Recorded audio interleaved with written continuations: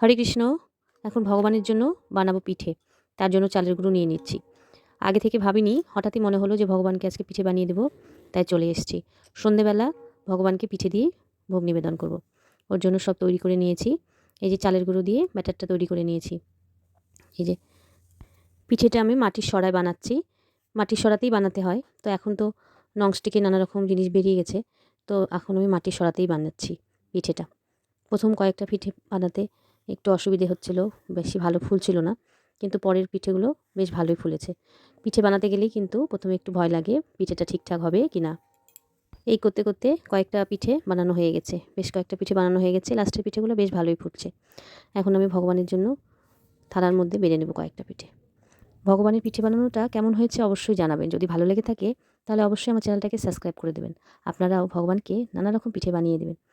সবাই ভালো থাকবেন। রাধে রাধে, হরি হরি বল।